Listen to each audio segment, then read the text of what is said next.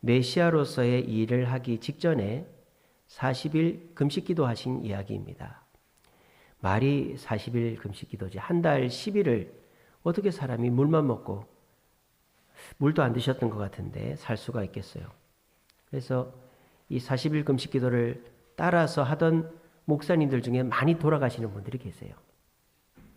분당 우리 교회 이찬수 목사님 아버지도 40일 금식기도 하다 돌아가셨거든요. 이 쉬운 일이 아닙니다. 그러니까 예수님이 이 금식을 하시고 엄청 힘들었단 말이에요. 근데 몸만 힘든 게 아니죠. 마음이 힘든 거예요. 사람이 굶으면 정신이 몽롱해집니다. 그리고 누가 와서 괴롭히기 시작합니다. 누가 와서 괴롭힙니까? 성경에는 시험하는 자라고 되어 있는데 마귀가 와가지고 예수님을 괴롭히는 거예요. 야, 너 배고프지? 너 하나님 아들이라며 이 돌을 떡이 되게 해봐. 야, 너 나한테 절해봐. 그러면은 내가 이 사람들 다 너 믿게 해줄게. 야, 너 여기서 뛰어내려봐. 너 하나님 아들이라며. 그러면 하나님이 너 받쳐줄걸? 이렇게 세 가지 시험을 깐족깐족하게 예수님께 하는 거예요. 그러니까 예수님은 지금 다중적인 고난, 이 겹쳐진 고난을 당하고 계신 것이죠. 배는 고프지, 정신은 몽롱하지, 이 시험하는 마귀가 와서 괴롭히지. 그런데 우리 예수님은 그 괴롭힘 속에서 괴로워하지 않으시고 오히려 평안을 유지하시다가 11절에 보시면 천사들이 와서 수종을 들었다라고 되어 있습니다. 그러니까 예수님은 그 겹쳐진 고난, 다중적인 고난을 이겨내시고 평안을 얻으셨다라는 거죠. 그러면 우리 예수님은 그 고난을 어떻게 이기셨을까요? 배가 고프니까 배고픔을 해결하고, 정신이 몽롱하니까 정신을 차리고, 마귀가 깐족되니까 마귀를 물리치고, 이렇게 해서 평안을 얻으셨겠죠. 그렇지가 않습니다. 오늘 성경을 자세히 보시면 예수님이 음식을 먹어서 배고픔을 해결하지 않았고요. 정신 차리려고 애쓰지 않으셨고요. 마귀를 물리치려고 마귀랑 싸운 적이 없어요. 다시 말하면 문제 각각과 싸우지를 않았다라는 거예요. 예수님은 자기 앞에 놓여져 있는 이 다중적인 문제를 해결하려고 애쓰신 게 아니라 집중을 하시려고 노력을 하셨습니다. 집중. 뭐에 집중을 하셨는가? 예수님께서 하신 세 마디의 말씀을 보면 나옵니다. 자, 4장 4절에 보시면 사람이 떡으로만 살 것이 아니요 하나님의 입으로부터 나오는 말씀으로 살 것이다. 이렇게 말씀하셨고요. 또 4장 7절에 보면 주 너희 하나님을 시험하지 말라. 이렇게 돼 있고요. 또 4장 10절에 보시면 사탄아 물러가라. 기록되었으되 주 너희 하나님께 경배하고 다만 그를 섬기라 하였느니라 라고 말씀하셨어요. 이 세 마디 말씀은 예수님의 말씀이 아니고 신명기 구약 성경에 나오는 말씀입니다. 그러니까 예수님은 이 다중적인 고난, 겹쳐진 고난을 이기기 위해서 케이스 바이 케이스로 그 고난 문제를 해결하려고 하신 것이 아니라 두 가지에 집중을 하셨다라는 거예요. 첫 번째는 신명기 말씀에 집중하신 것이고, 두 번째는 하나님께 집중을 했다라는 것입니다. 오늘 사탄을 이기기 위해서 예수님이 하신 세 마디 말씀은 다 성경 말씀이고요. 이 세 마디 말씀에 공통적으로 들어가 있는 단어 분이 누굽니까? 하나님 아닙니까? 그러니까 예수님은 문제를 해결하기 위해서 각각의 문제를 해결하고 그게 해결돼야만 내가 편안하지 라고 접근하신 게 아니라 문제는 그대로 있는데 하나님의 말씀과 하나님께 집중했더니 하나님께서 그 문제를 해결해 주셔서 평안한 마음을 갖게 되었다라는 것이 오늘 예수님이 40일 금식 후에 시험을 이기신 장면의 내용이다라는 것입니다. 미래를 여는 집중의 힘이라는 책이 있어요.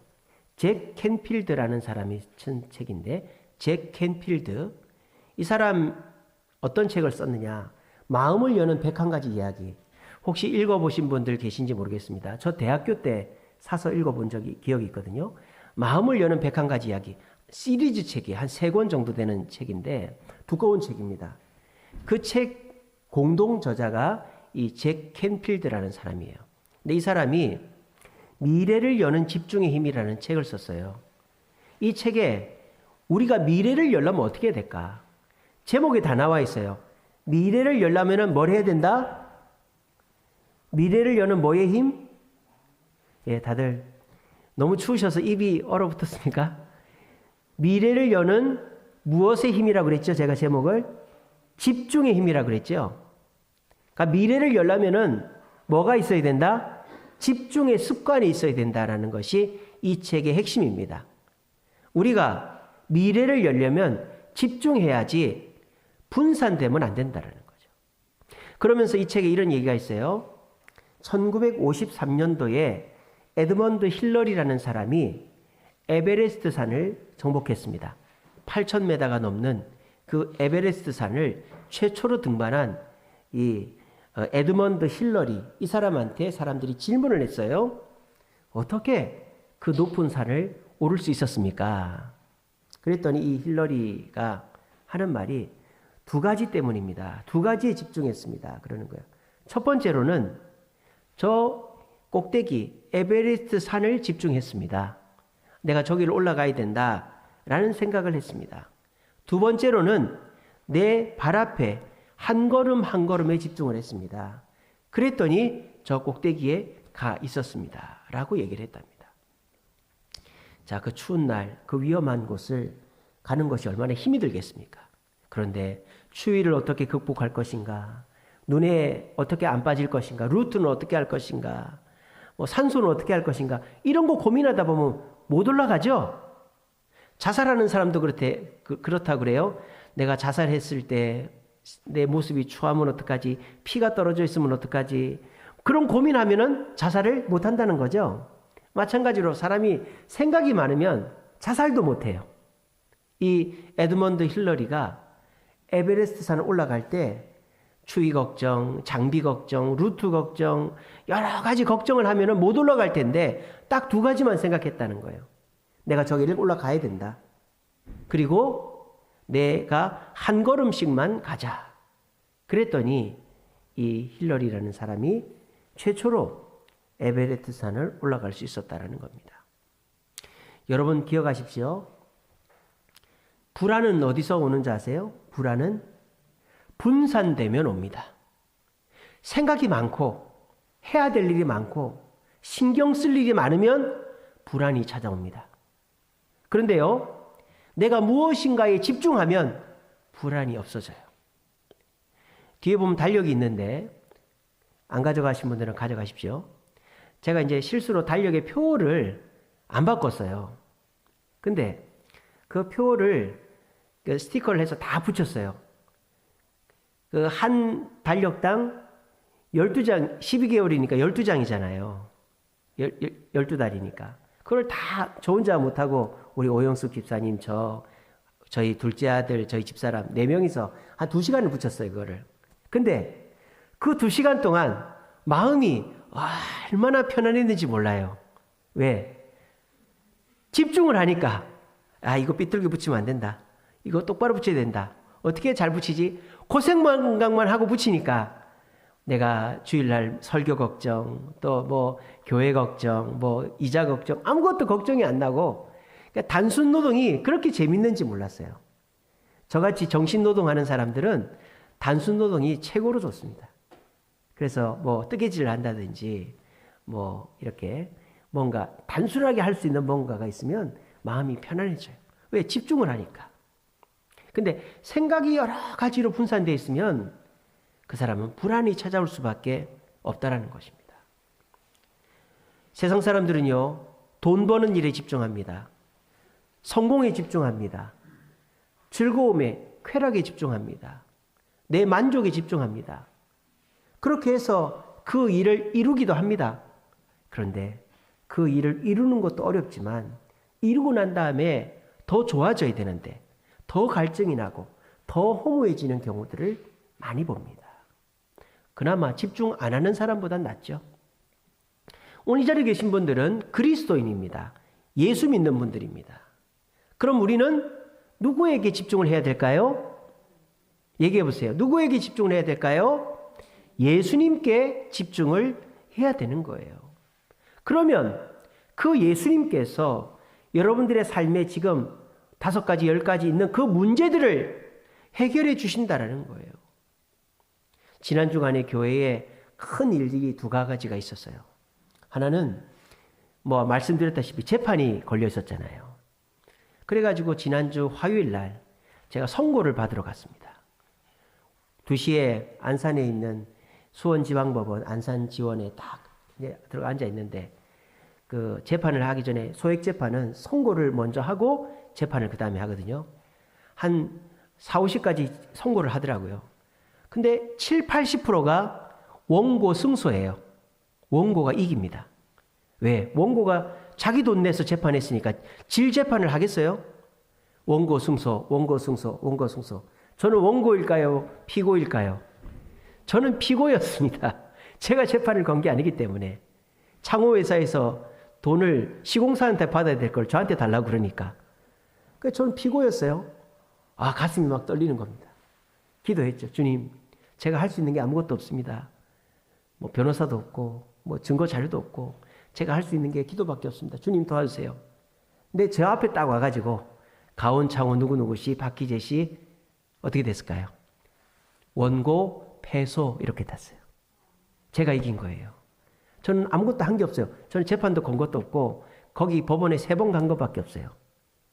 하나님께 집중했더니, 새벽마다 기도했더니, 우리 성도님들께 기도 부탁을 했더니, 하나님께서 그 재판에서 이기게 해주셔서 1,700만 원 안 줘도 됩니다.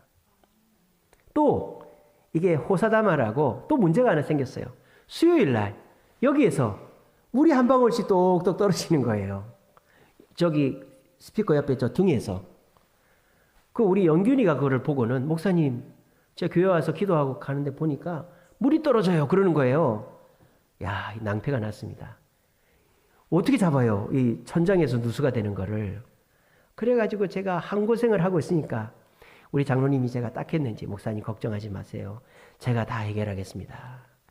그러고는 이제 저는 기도만 하고 있는데 저는 아무것도 한 게 없어요. 장로님이 토요일 날 오셔가지고 우리 여기 천장까지 올라가는 사다리가 있거든요. 그래서 요거 여기 다 치우고 장로님이 여기로 올라갔어요. 저는 배관이 터졌나 그랬어요. 올라가서 보시더니 누수가 생겼다는 거예요. 이 물이 한 방울씩 떨어진다는 거예요. 그럼 이걸 어디서 잡아야 되나? 어디가 문제인가? 근데 이제 장로님이 1층을 가만히 돌아보더니 물이 새는 데를 찾아낸 거예요. 우리 주차장에 차 댈 때 보면 뒤에 이렇게 차 뒤로 이렇게 벽에 부딪히지 말라고 이렇게 바닥에 박아놓은 거 있잖아요. 그거를 이 공사하는 사람들이 바닥을 구멍을 뚫고 이 실리콘 작업을 안 해놓은 거예요. 그거를 뚫쳐보니까 물이 꽉 차 있는 거예요, 거기에. 그리고 그쪽에 물이 고여 있는 거예요. 이게 경사가 물매를 잘 못 잡아가지고. 거기서 물이 샌 거예요. 그 장마철에 비 많이 올 때도 물이 안 샜는데, 요번에 지난주에 비 한 번 오고 물이 샌 거예요. 장로님이 그걸 잡아낸 거예요. 그래서 물 마르고 나면은 그거 다 이제 걷어내고 방수 처리하면 돼요. 그러니까, 걱정만 해가지고는 될 일이 없다니까요. 하나님께 기도하면 하나님께서 누구를 통해서라도 우리의 불안을 잠재워 주시고 우리에게 평안을 주시는 줄로 믿으시기를 바랍니다.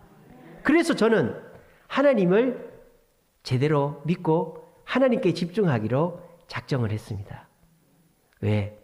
그래야 내 불안이 없어지니까. 시편 119편 2절 말씀입니다. 여호와의 증거를 지키고 전심으로 여호와를 구하는 자는 복이 있도다. 하나님의 말씀을 지키고 하나님께 집중하는 자는 복이 있도다 라고 시편에서 말씀하고 있어요. 저는 제가 그 사람이라고 생각합니다. 여러분, 목사가 돈이 있습니까? 목사가 세상 물정을 압니까? 공사가 뭔지를 알고 뭘 압니까? 저는 아무것도 모릅니다. 그런데 제가 할 수 있는 거는 말씀 읽고 기도하는 것밖에 없습니다.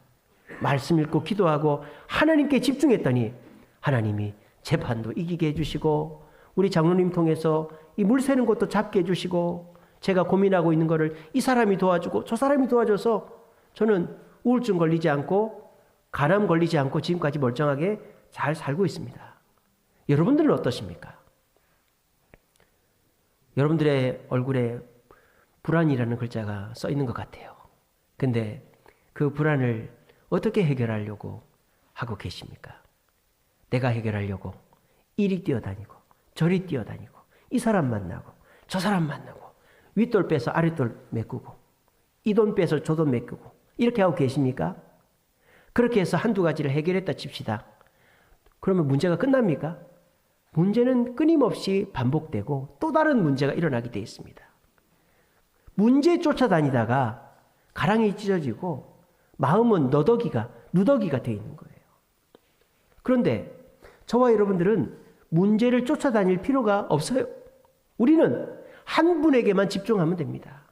바로 우리를 위해서 십자가 지시고 지금도 우리를 위해 기도하고 계신 그 예수님께 집중하면 이길 수 없는 재판도 이기게 해주시고 내가 답이 없는 문제도 답을 찾게 해주시고 남들이 다 안 된다고 하는 일도 해결되게 해주시는 줄로 믿으시기를 바랍니다.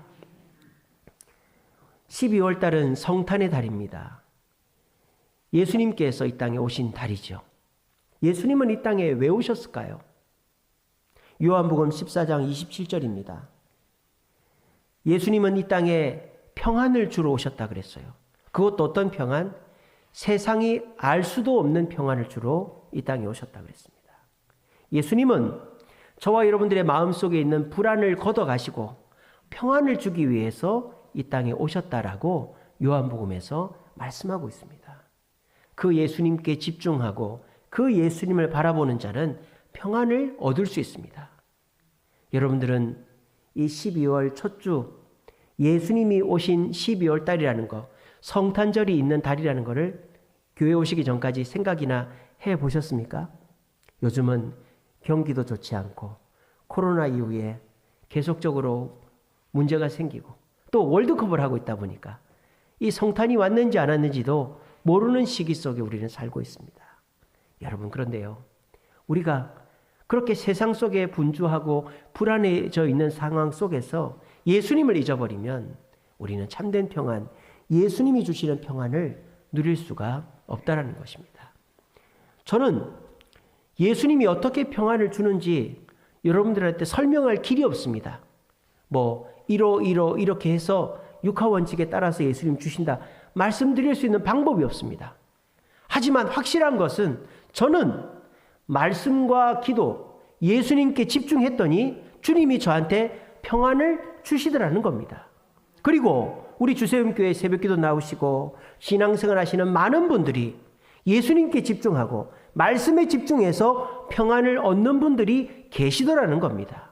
그렇다면 오늘 이 자리에 오신 모든 분들이 그렇게 평안을 얻을 수 있지 않을까요? 여러분들이 열심히 내 불안을 없애기 위해서 이렇게도 해보고 저렇게도 해보고 이것도 저것도 다 건드려 봐도 불안이 해결이 안 됐다면 이번 한 달 동안은 예수님께 집중해 보는 건 어떻습니까? 예수님께 기도하고 예수님을 부르고 예수님 말씀을 가슴에 새기면 예수님께서 누군가 나타나 내 문제를 도와주고 또 내 머릿속에 없는 지혜가 떠오르고 또 경기가 바뀌고 상황이 바뀌어서라도 나에게 하나님의 은혜가 임하는 역사가 있게 될 거예요. 우리 모두 이 성탄의 달 12월 우리 예수님이 이 땅에 오신 이유는 우리에게 평안을 주기 위해서 오셨다라는 생각을 하시고 예수님께 집중함으로 참된 평안을 누리는 우리 주세움교회 성도님들 되시기를 간절히 바랍니다. 성경에는요, 말씀과 예수님께 집중해서 평안을 누린 사람들의 이야기가 많이 나와요. 그 중에서 사도 바울의 얘기를 하나 해드리겠습니다. 사도 바울, 이 그리스와 터키 지역에 교회를 세우고 많은 사람을 주님께로 인도한 사도가 바울 선생님이죠. 이 바울 선생님이 로마로 가서 전도를 해야 되겠다 마음을 딱 먹었어요. 근데 로마로 갈 방법이 없는 거예요. 그리고 유대인들이 이 사도 바울 선생님을 죽이려고 하니까 그냥 혼자 돌아다니다가는 죽기 딱 좋은 거예요. 그거 어떻게 합니까? 로마에다가 잡혀 들어가는 거예요. 로마 사람들한테. 그래서 저는 황제한테 재판을 받아야 되겠습니다. 그렇게 요청을 한 거예요. 로마 법에 로마 시민은 황제에게 재판받을 권리가 있거든요. 그래서 이 바울이 저 황제한테 재판받을 거니까 저 로마로 보내주세요. 이렇게 된 거예요. 그러니까 어떻게 돼요? 유대인들이 바울을 건들 수가 없는 거죠. 왜? 로마 군인들이 호위를 하고 있으니까. 로마 군인들 속에 보호를 받고 로마로 가게 된 겁니다. 그런데 죄수의 신분으로 간다라는 것은 너무너무 힘들죠. 손발에 다 수갑을 차고 죄수 취급을 받고 짐짝 취급을 받아야 되니까요. 어쨌든 좋다 이거예요. 그래도 안전하게만 가면 됩니다. 근데 이 사도 바울을 태운 배가 태풍을 만난 거예요. 유라굴로라는 태풍을 만났어요. 그래가지고 그 배가 파손이 된 겁니다. 여러분 생각을 해보세요. 멀쩡한 사람도 그냥 파도 태풍 속에서 힘든데 이 배 선창에 있는 감옥에 갇혀 있는 사람은 얼마나 힘이 들겠어요. 근데 그때가 계절이 또 언제인 줄 아세요? 겨울입니다. 겨울. 그 배가 오늘날처럼 방수 처리가 잘 된 배가 아니에요. 나무 배라 말이에요. 태풍이 치면 당연히 배에 물이 들어오게 되어 있습니다. 물을 퍼내는 거예요.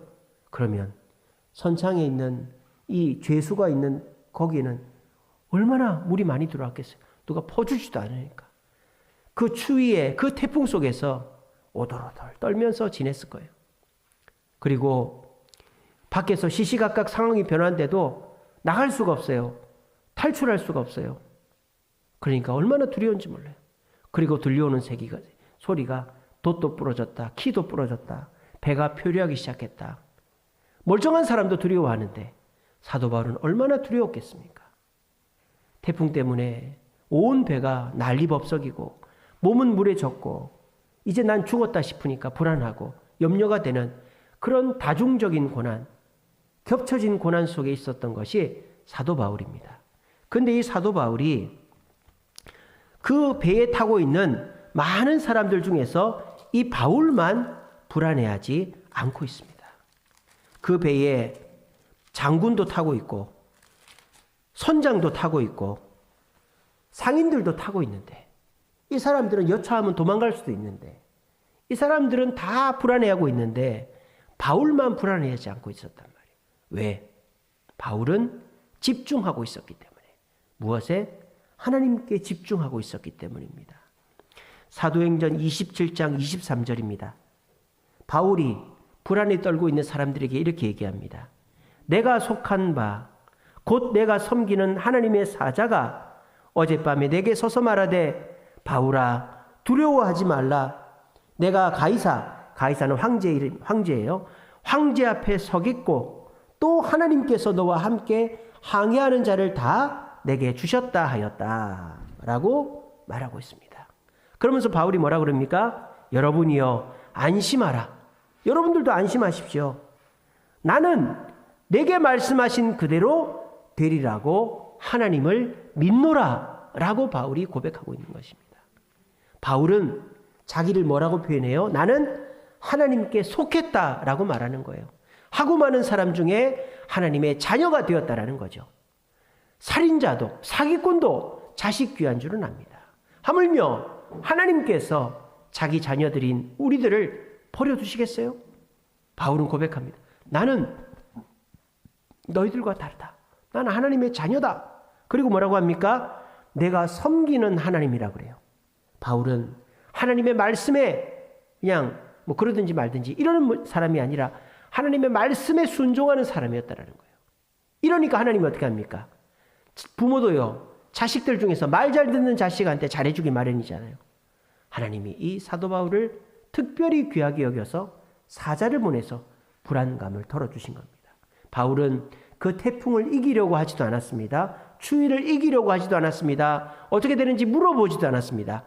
불안감을 주는 그 어떤 것에도 관심을 두지 않고 오직 하나님께만 집중했단 말입니다. 왜? 그 하나님은 우리 아버지가 되시고 내가 하나님의 뜻에 순종하고 있으니 하나님은 나를 버리지 않는다라는 확신을 갖고 있어서 바울은 그 하나님만 의지했더니 하나님께서 천사를 보내 마음의 안정감을 주시고 그 안정감을 사람들에게 얘기했더니 모두가 평안을 얻어서 실질적으로 그 난파한 배가 이리저리 표류하다가 섬에 딱 다다랐어요. 그리고 아무도 죽지 않고 그 섬에서 배 고쳐가지고 로마로 무사히 갔다라는 것이 이 사도행전의 이야기입니다.